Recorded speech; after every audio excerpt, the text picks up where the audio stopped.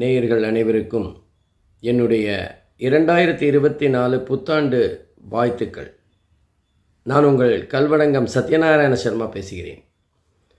இந்த 2024 எப்படிப்பட்ட பலன்களை பொதுவாக நம்ம இந்தியாவுக்கு தரப்போகிறது, நம்மளுடைய 12 ராசிக்குமான பலன்கள் எப்படி இருக்க போகிறது அப்படிங்கிறத தான் இந்த பதிவில் பார்க்க போகிறோம். இந்த முறை 2024 புத்தாண்டானது 1/1/2024 இரவு 12 மணிக்கு பஞ்சமி திதியில் திங்கட்கிழமை அன்று மார்கழி மாதம் 16ஆம் தேதி கன்னியா லக்னம் சிம்ம ராசி மகம் நட்சத்திரத்தில் பிறக்கிறது. பொதுவாக மகத்தில் பிறந்தவங்க ஜகத்தை ஆளுவாங்கன்னு சொல்லுவாங்க. அப்போ இந்த வருஷம் 2024 கண்டிப்பாக ஜகத்தை ஆளத்தான் போயிடுது. இந்த 2024 மிக முக்கியமான ஒரு விஷயம் என்ன அப்படின்னு பார்க்கலாம். இப்போ 2019 2020ன்னா கொரோனா தான் மிக முக்கியமான ஒரு விஷயமாக இருந்தது. 2023 அப்படின்னா நம்ம கொரோனாலேருந்து மீண்டு வருகின்ற முயற்சி, நம்ம பட்ட கஷ்டங்களுக்கெல்லாம் ஒரு விமோசனம். இது 2023. இப்போ 2024 மிக முக்கியமான ஒரு விஷயம் என்ன அப்படின்னா மாற்றம். இந்த 2024 இந்தியாவை பொறுத்தவரை எல்லா விஷயங்களிலுமே மாற்றம், நல்லதாக இருக்கட்டும் கெட்டதாக இருக்கட்டும், எதுவானாலுமே மாற்றத்தை பெறப்போகிறது. மாற்றம் ஒன்று தான் மாறாததுன்னு சொல்லுவாங்க. அந்த வகையில் இந்த 2024 எல்லா துறைகளிலுமே எல்லா விஷயங்களிலுமே எல்லோருடைய மனதிலுமே மாற்றத்தை உருவாக்கப் போகிறது. ஏன் அப்படி, எதனால் அப்படி அப்படிங்கிறதுக்கு ஒரு காரணம் இருக்கணும்ல. பொதுவாக மகர ராசிங்கிறது இந்தியாவோட ராசி. அந்த மகர ராசியில் இது வரைக்கும் புளூட்டோ கிரகமும் சனி கிரகமும் சேர்ந்து சஞ்சாரம் செய்து கொண்டிருந்தது. திருக்கணிதப்படி ஜனவரி 17ஆம் தேதியும் வாக்கியப்படி டிசம்பர் 20ஆம் தேதியும் சனி பயிற்சி ஆகும்போது அந்த புளூட்டோ கிரகத்தை விட்டு சனி பகவான் விலகி கும்பராசிக்கு போகிறார். பொதுவாக சனி ஒரு ராசியில் 2.5 வருஷம் இருக்குன்னு சொல்லுவாங்க. அது மாதிரி புளூட்டோ கிரகம் ஒரு ராசியில் 30லேருந்து 35 வருஷம் இருக்கும். அப்போ அடுத்த சந்திப்பு சனிக்கும் புளூட்டோவுக்குமானது கும்பராசிலேயோ மீன ராசிலேயோ இருக்கக்கூடும்.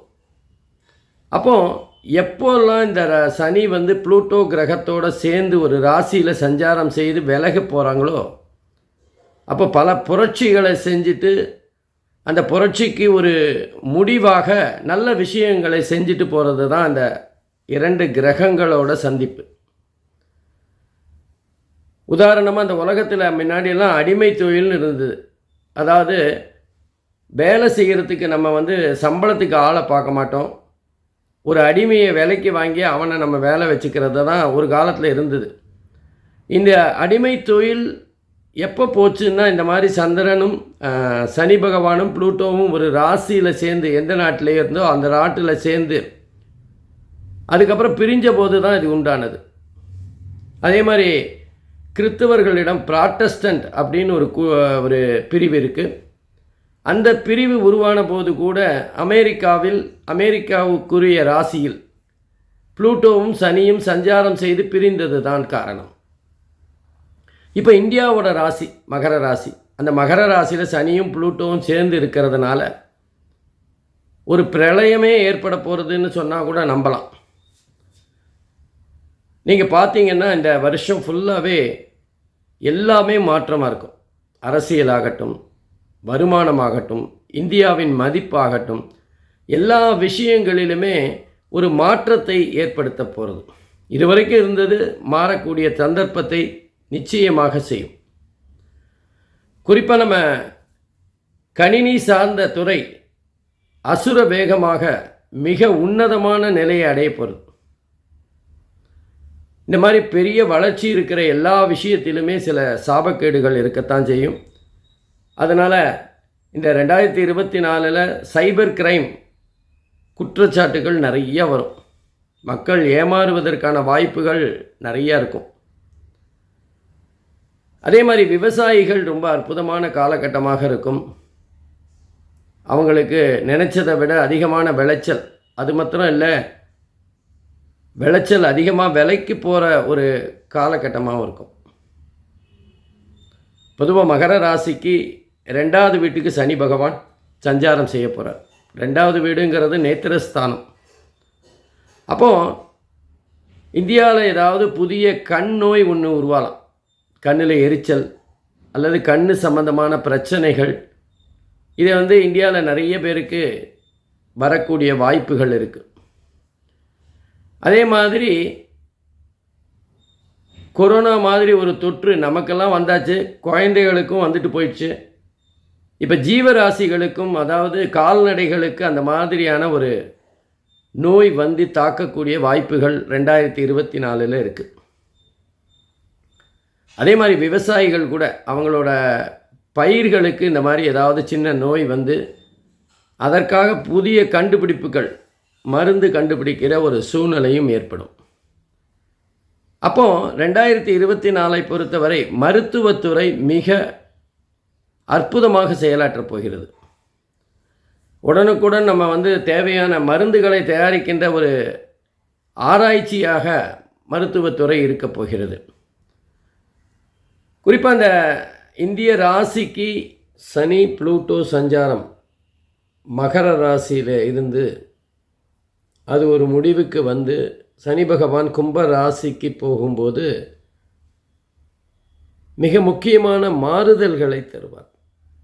நீங்கள் திருக்கணிதப்படி ஜனவரி மாதம் 17ஆம் தேதியே சனி பயிற்சி ஆறுதுன்னு வச்சுட்டாலும், ஜனவரி 2023க்கு அப்புறம் நடந்த பல விஷயங்களை எடுத்து பார்த்தோன்னா, அமெரிக்காவில் உதவி ஜனாதிபதியாக ஒரு இந்திய வம்சாவளியைச் சேர்ந்த பெண்மணி வந்திருக்கார். இந்தியாவோட முதல் குடிமகன் என்று சொல்லப்படுகின்ற பிரசிடெண்ட்டாக ஒரு பெண்மணி வந்திருக்கிறார். நாளைக்கே கூட ஒரு பெண் பிரதம மந்திரி வருவதற்கான வாய்ப்புகளும் இருக்குது. அப்படி வந்தால் ஆச்சரியப்படுறதுக்கான சந்தர்ப்பமும் இல்லை. அப்போது இந்த சனி மற்றும் புளூட்டோ மகர ராசியிலேருந்து, இந்தியாவோட ராசியிலேருந்து விடுபடும்போது பெண்களின் உச்சபட்ச பதவிகளில் உட்கார வச்சுட்டு போயிடுவார். இந்தியாவில் இருக்கிற பல பெரிய பெரிய பதவிகள் பெண்களால் ஆக்கிரமிக்கப்படும். பெண்கள் அந்த முதன்மையான பதவிக்கு வந்துடுவாங்க. இது உலக அளவில் கூட நடக்கலாம். வேர்ல்டு ஹெல்த் ஆர்கனைசேஷனில் கூட பெண்மணி தான் முக்கிய பொறுப்பில் இருக்காங்க. இந்தியாவை சேர்ந்தவங்க தான் அவங்க கூட. அப்போது இந்தியாவுக்கான மதிப்பு கூடுகின்ற ஒரு சூழ்நிலையை தான் இதை பார்க்கலாம். பெண்களுக்கான அங்கீகாரமாக இதை பார்க்கலாம். அந்த சனி புளூட்டோ ரெண்டுமே ஒரு ராசியிலேருந்து நகர்றதுனால ஏற்படுகின்ற மாற்றம், அதாவது மாற்றம் ஒன்று தான் மாறாததுன்னு சொல்லுவோமே. அப்போது இந்த 2024 அப்படின்னு எடுத்துட்டால் அதோட முக்கியமான குறிக்கோள், நம்ம ஒரு வருஷத்தோட அஜெண்டா என்ன அப்படின்னு பார்த்தீங்கன்னா, 2024 அஜெண்டா மாற்றம், எல்லா விஷயங்களிலும் மாற்றம். இதில் எந்த விதமான பாகுபாடே கிடையாது. நம்ம எல்லா விஷயங்களிலுமே ஒரு மாற்றத்தை சந்திக்க போகிற ஆண்டாக தான் இந்த 2024 இருக்க போகிறது. ஆகவே அந்த மாற்றம் எப்படிப்பட்டதாக இருக்கும், அந்த மாற்றம் எதிலெல்லாம் வரப்போகிறது அப்படிங்கிறது நம்ம இந்த வருஷத்தை கடந்து செல்லும்போது தான் பார்க்கணும். 2023 ஓரளவுக்கு நம்ம கொரோனா பாதிப்புலேருந்து விடுபட்டு கொஞ்சம் பெருமூச்சு விடுகின்ற காலகட்டமாக இருந்தது. இப்போ 2024 அற்புதமான வருடமாக அமைய போகிறது. இந்த மாற்றம் கூட பெரிய மாற்றம்தான். தனிநபர் வருமானம் என்பது அதிகரிக்கக்கூடும். மக்களுடைய சந்தோஷம் என்பது அதிகரிக்கக்கூடிய வாய்ப்புகள் இருக்குது.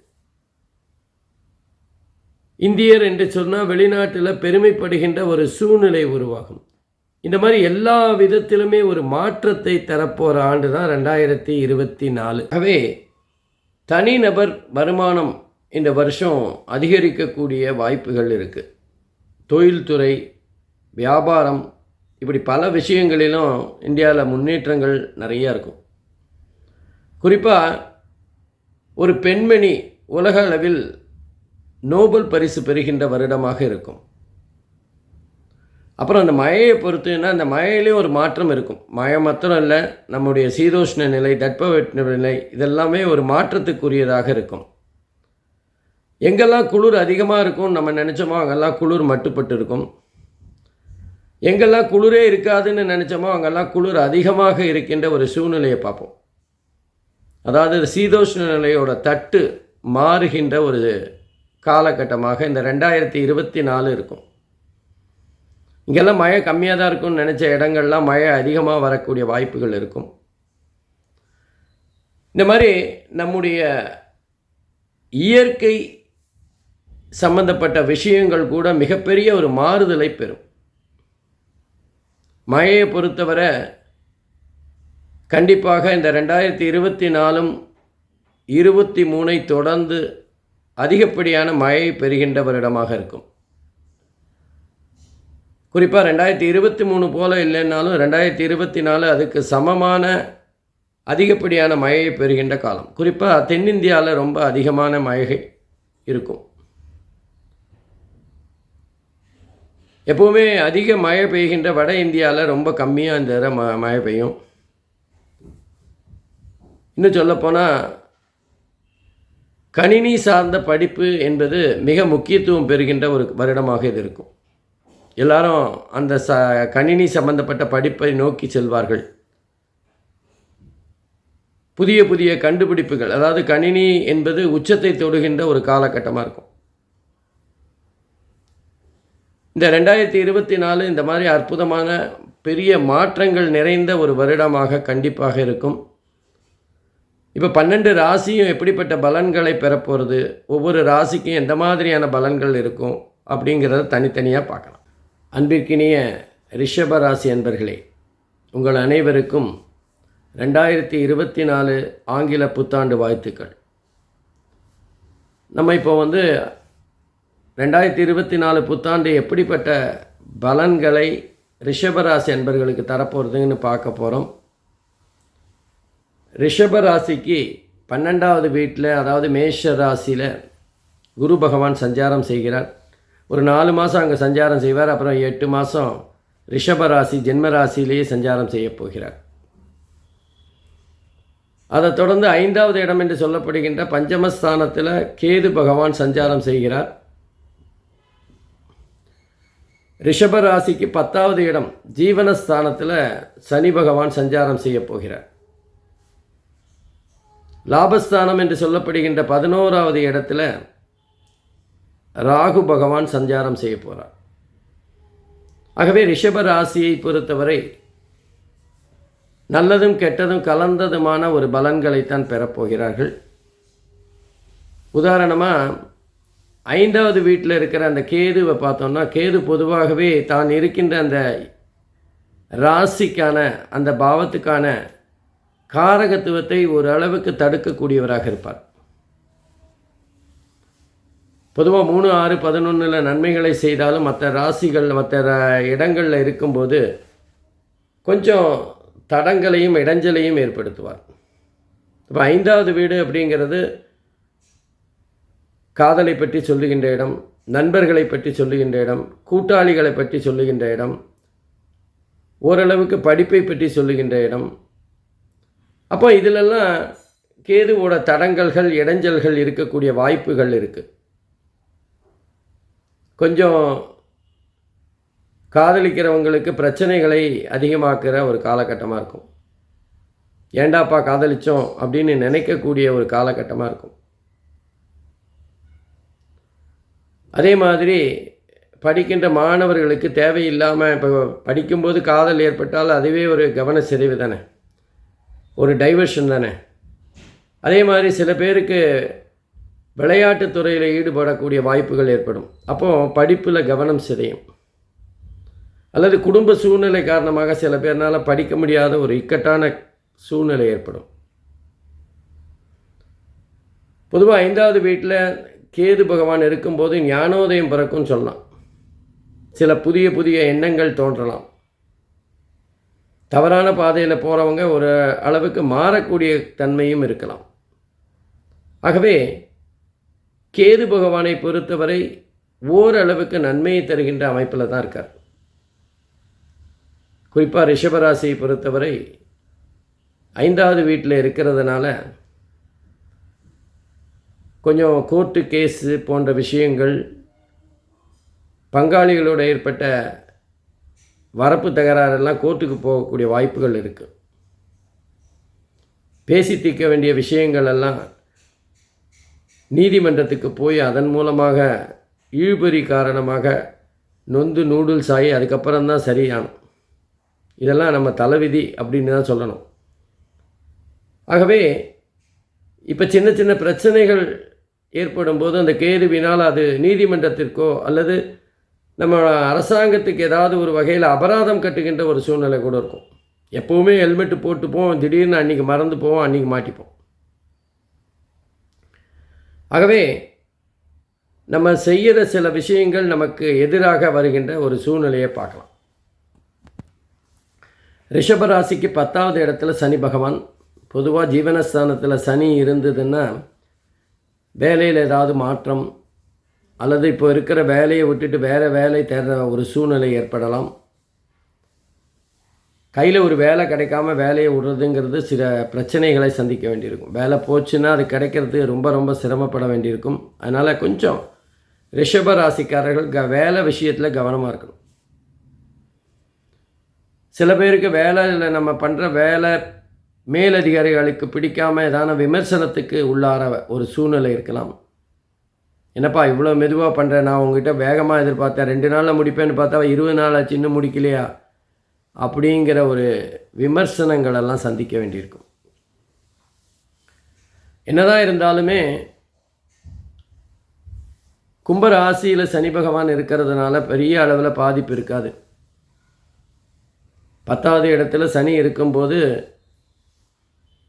நன்மைகளும் தீமைகளும் கலந்து இருக்கிற சமமான ஒரு தன்மை தான் இருக்கும். வாழ்க்கையில் அதாவது வேலை பார்க்குற இடத்துல முன்னேற்றம் இருக்கிற ஒரு சூழ்நிலை இருக்கும். குறிப்பாக விவசாயிகள் ரொம்ப அற்புதமான காலகட்டம் இது. அவங்களுக்கு அந்த 10வது வீட்டில் சனி பகவான் இருக்கிறதுனால விவசாயம் மூலமாக வருகின்ற வருமானம் அவங்களுக்கு அதிகமாகும். விவசாயம் நம்ம நெல்லை பருவடை பண்ணிகிட்டே இருப்போம், அதில் எதிர்பாராத வேறு விஷயத்தில் நமக்கு பணம் வரும். உதாரணமாக நம்ம வயக்காட்டில் ஷூட்டிங் எடுக்கிறேன்னு சொல்லி நமக்கு பணம் கொடுத்துட்டு போவாங்க. இதெல்லாம் எதிர்பாராத வரவு. ஆகவே சனி பகவான் இந்த மாதிரி பணம் கொடுக்குற விஷயத்தில் இந்த தடையில் இருக்க மாட்டார். கொஞ்சம் மெதுவாக வரும், அவ்வளோதான். வேலை விஷயத்தில் நம்ம சிறப்பாக செயல்பட்டாலும் கடுமையாக உழைக்க வேண்டிய ஒரு சூழ்நிலை இருக்கும். எப்பவும் போல தான் இருக்கும், அதே வேலை தான். பட் இருந்தாலும் அதிகப்படியான நேரம் உழைக்கின்ற ஒரு தன்மை இருக்கும். நிச்சயமாக அந்த ரிஷபராசிக்கு 10வது வீட்டில் சனி பகவான் கெடுபலன்களை அதிகமாக தரமாட்டார், கவலைப்பட வேண்டிய அவசியம் இல்லை. ரிஷபராசிக்கு 11வது இடத்துல ராகு பகவான் உட்காந்துருக்கார். ரொம்ப அற்புதமான இடம். பொதுவாக 11வது வீடு என்பது 3, 6, 11 ராகு கேதுவுக்கு சிறப்பான இடம்னாலும் எல்லா கிரகங்களுமே நன்மையை தருகின்ற ஒரு இடம்னா அது லாபஸ்தானம் என்று சொல்லப்படுகின்ற 11வது இடம்தான். நல்ல வழியில் பணம் வரப்போகிறதா கெட்ட வழியில் வரப்போகிறதாங்கிறது தான் அந்த கிரகங்கள் சொல்ல போகிறது. ராகு 11வது வீட்டில் இருக்கிறதுனால ஷேர் மார்க்கெட்டில் இன்வெஸ்ட் பண்ணியிருந்தால் அதுலேருந்து அதிகப்படியான எதிர்பாராத பண வரவு இருக்கும். அதே மாதிரி எக்ஸ்போர்ட் இம்போர்ட் வியாபாரம் செய்கின்றவர்களுக்கு ரொம்ப அற்புதமான காலகட்டம்னு சொல்லலாம். குறிப்பாக அரசியலில் ஈடுபடுறவங்களுக்கு நமக்கு தேர்தலில் நிற்க ஒரு சந்தர்ப்பம் கிடைக்குமா அப்படின்னு முயற்சி முட்டி மோதி கொண்டிருக்கின்றவர்களுக்கு எம்எல்ஏ பதவியும் கிடைத்து வெற்றியும் பெற்று மந்திரியும் ஆகின்ற யோகம் கிடைக்கும். நம்ம ஒரு சின்ன விஷயத்துக்காக பார்க்கும்போது பெரிய விஷயம் நம்ம தலையில் விழுகின்ற ஒரு சூழ்நிலை அதிர்ஷ்ட காற்றுன்னு சொல்லுவோம். அது ராகு பகவான் அரசியலில் மிகப்பெரிய ஒரு அதிர்ஷ்டத்தை தருவார் ரிஷபராசியை பொறுத்தவரை. அதே மாதிரி ரிஷபராசியை பொறுத்தவரை இந்த படிக்கின்ற மாணவர்கள் கம்ப்யூட்டர் சம்பந்தமான படிப்பு படித்து கொண்டிருந்தாலோ அல்லது கம்யூனிகேஷன் சம்பந்தமான படிப்பு படித்தாலோ ஐடி சம்பந்தமான படிப்பு படித்து கொண்டிருந்தாலோ அவர்களுக்கு சிறப்பான எதிர்காலத்தை காட்டக்கூடிய அமைப்பு தான் இந்த ராகு 11வது இடத்துலேருந்து. பொதுவாக ராகுங்கிறது தொலைத்தொடர்பு பற்றி சொல்லக்கூடிய ஒரு கிரகம். 11வது இடம் என்பது அது லாபஸ்தானமாக முடிகின்ற ஒரு இடம். சில பேருக்கு கடந்த காலத்தில் பிரச்சனையாகி அவங்களுக்கு எதனா வாழ்க்கை விவாகரத்து ஏற்பட்டால் அவங்களுக்கு 2வது திருமணம் இந்த காலகட்டத்தில் நடக்கும். திருமணம் ஆகாதவர்களுக்கு திருமணம் நடக்கின்ற ஒரு நல்ல நேரமாக இது இருக்கும். புத்திர பாக்கியம் ஏற்படும். குடும்பத்தில் சுப நிகழ்ச்சிகள் தொடர்ந்து நடக்கின்ற ஒரு காலகட்டமாக இருக்கும். கொஞ்சம் சேமிப்புகள்லாம் கரையக்கூடிய வாய்ப்பும் இருக்குது. நல்ல விஷயங்கள் நடக்கும்போது செலவு இருக்கத்தானே செய்யும். சிலர் புதிய வாகனங்கள் வாங்குகிற அல்லது புதிய வீடு புதிய நிலம் வாங்குகின்ற சூழ்நிலையெல்லாம் ஏற்படும். ஆகவே இந்த ராகுவோட 11வது இடம் என்பது மிக அற்புதமான அமைப்பு அப்படின்னு தான் சொல்லணும். அடுத்து பார்த்திங்கன்னா குரு பகவான் 10வது வீட்டில் 12வது வீட்டிலையும் அதே நேரத்தில் ஜென்ம ராசியிலையும் சஞ்சாரம் செய்ய போகிறார். விரயஸ்தானம் என்று சொல்லப்படுகின்ற 12வது இடத்துல 4 மாதமும் ஜென்ம ராசியில் ஒரு 7 மாதமும் 8 மாதமும் சஞ்சாரம் செய்ய போகிறார். ஆகவே ரிஷபராசியை பொறுத்தவரை சுப செலவுகள் அதிகமாக இருக்கும். அல்லது நமக்கு தெரிஞ்சவங்க யாராவது திருமணம் போன்ற முக்கியமான நிகழ்ச்சிகளுக்கு நம்மகிட்ட கடன் கேட்டு பணம் கொடுக்கின்ற ஒரு நிலை ஏற்படும். உதவி செய்ய வேண்டிய ஒரு நிலை ஏற்படும். கையில் இருக்கிற பணம் கொஞ்சம் தாராளமாக ஆடம்பரமாக செலவாகக்கூடிய காலகட்டம் இது.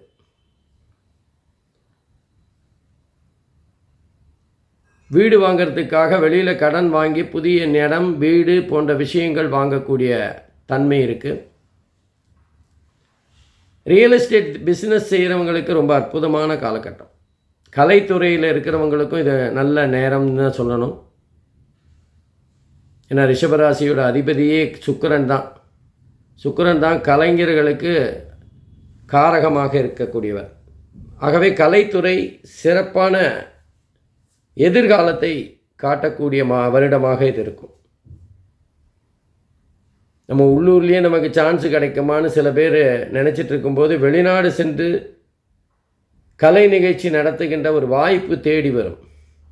அதன் மூலமாக பணம், புகழ், பெருமை, வெகுமதி, விருது போன்ற பல விஷயங்கள் கிடைக்கக்கூடிய அற்புதமான காலகட்டமாக இருக்கும். ஆனால் கையில் பணம் தங்காதது தான் ஒரு விஷயம். ஏன்னா 12வது இடம் விரயஸ்தானம். சிலர் குடும்பத்தை விட்டு பிரிஞ்சு வேறு இடத்துல இருக்கக்கூடிய அல்லது வேறு இடம் சென்று படிப்புக்காகவோ அல்லது வேலைக்காகவோ சென்று வர வேண்டிய ஒரு நிர்பந்தம் ஏற்படும். அடுத்து ஜென்ம ராசியிலேயே குரு வரும்போது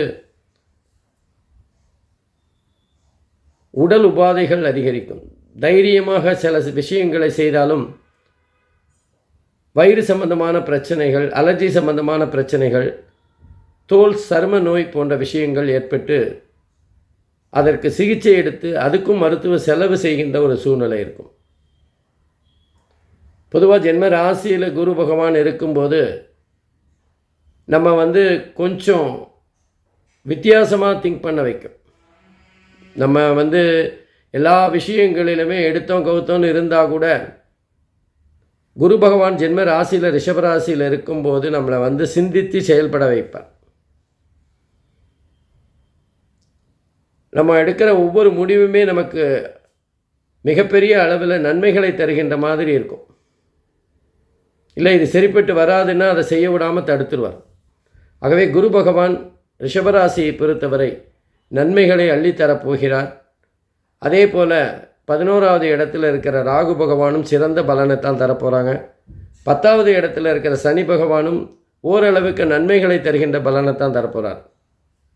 ரிஷபராசிக்கு 5வது இடத்துல இருக்கிற கேது மட்டுமே சில கலப்படமான பலன்களை தரப்போகிறார். ஆகவே இந்த புத்தாண்டு பலன் என்பது ரிஷபராசிக்கு சராசரிக்கும் மேலாக நன்மையை தருகின்ற ஒரு ஆண்டாக இருக்கும். நன்றி, வணக்கம். ஸ்ரீ குபேரன் டிவியை பார்த்தமைக்கு நன்றிகள். மேலும் இது போன்ற தகவல்களை தெரிந்து கொள்ள ஸ்ரீ குபேரன் டிவியை சப்ஸ்கிரைப் செய்யுங்கள். மறக்காமல் பெல் ஐக்கானை கிளிக் செய்யுங்கள்.